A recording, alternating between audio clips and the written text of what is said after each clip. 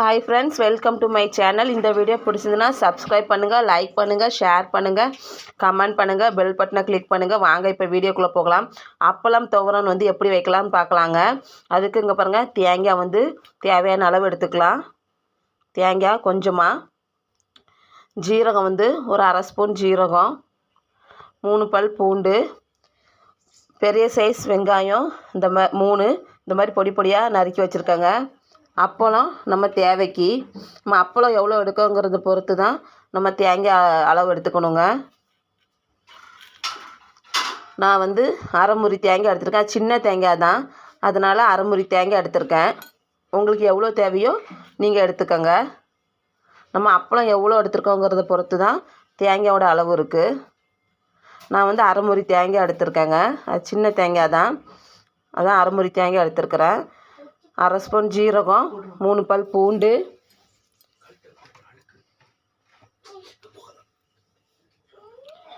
தனி மிளகாத்தூள் 1.5 ஸ்பூன் தனி மிளகாத்தூள், மஞ்சள் தூள் 1/4 ஸ்பூனுங்க. இது அரைக்கிறதுக்கு. இப்போ இது எப்படி செய்யலாங்கிறத பார்க்கலாம்.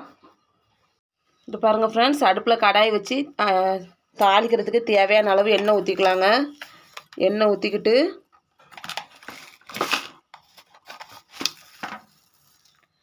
கடுகு ஒரு அரை ஸ்பூன், கடுகு போட்டு பொரிஞ்ச உடனே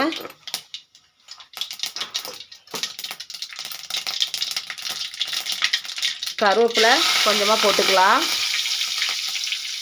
தேவையான அளவு கருவேப்பிலை போட்டுக்கிட்டு நம்ம நறுக்கி வச்சுக்கொள்ளையே அந்த வெங்காயம் போட்டுக்கலாம்.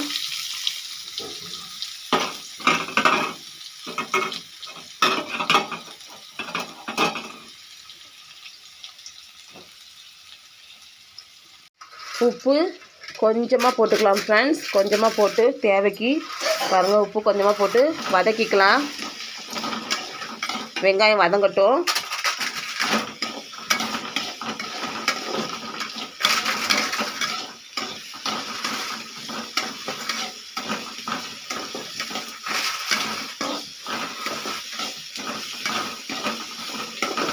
வெங்காயம் நல்லா வதங்கட்டும் ஃப்ரெண்ட்ஸ்.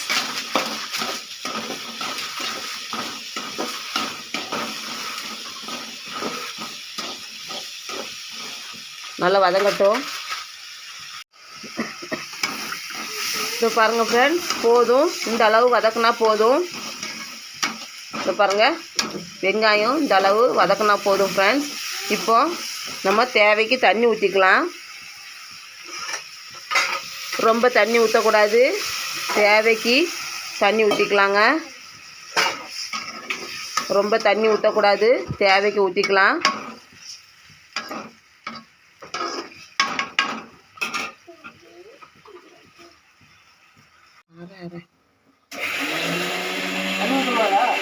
வேண்டாம், தண்ணி ஊற்ற வேண்டாம்.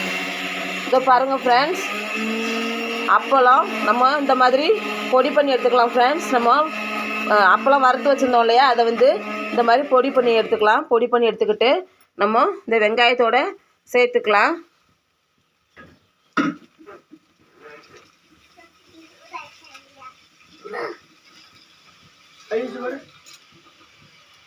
போதும், அரைச்சிட்டு போதும்.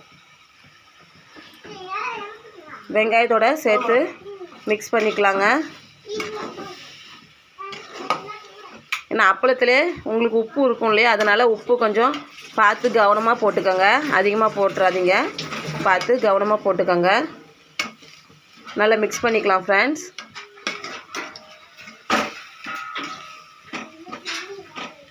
நம்ம ரொம்ப தண்ணி வச்சோன்னா ரொம்ப சதன்னு இருக்கும். அதனால தான் தண்ணி அதிகமாக வைக்க வேணான்னு சொன்னேன். நம்ம நிறைய தண்ணி வச்சோன்னா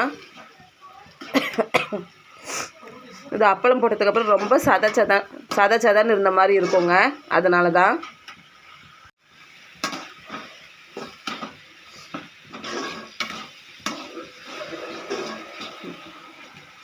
இப்போ இதை பாருங்கள் ஃப்ரெண்ட்ஸ், ரொம்ப நைஸாக அரைக்கக்கூடாதுங்க. இந்த பாருங்கள், இந்த மாதிரி குறப்பாக அரைச்சி எடுத்துக்கணும். ரொம்ப நைஸாக அரைக்கக்கூடாது, இந்த மாதிரி குறப்பாக அரைச்சி எடுத்துக்கணும். இப்போ இந்த கலவையை அதில் போட்டுக்கலாம். தெரியுதா உங்களுக்கு? ரொம்ப நைஸாக இருக்கக்கூடாது, குறப்பாக இருக்கணும். அவ்வளோதான் ஃப்ரெண்ட்ஸ், அரைச்ச கலவை அதில் போட்டாச்சு. போட்டு நல்லா மிக்ஸ் பண்ணிக்கலாம்.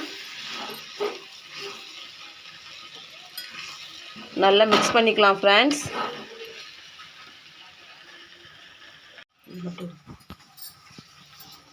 நல்லா மிக்ஸ் பண்ணிக்கலாம் ஃப்ரெண்ட்ஸ். கட்டி இல்லாமல் நல்லா மிக்ஸ் பண்ணிக்கலாம்.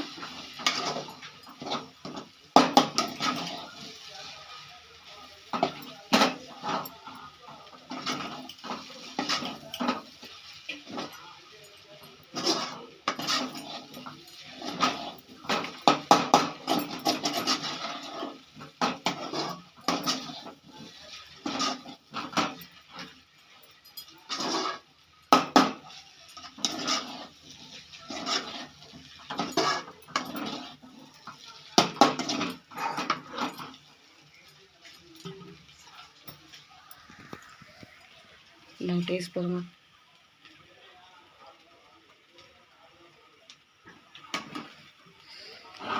அவ்வளோதான் ஃப்ரெண்ட்ஸ்.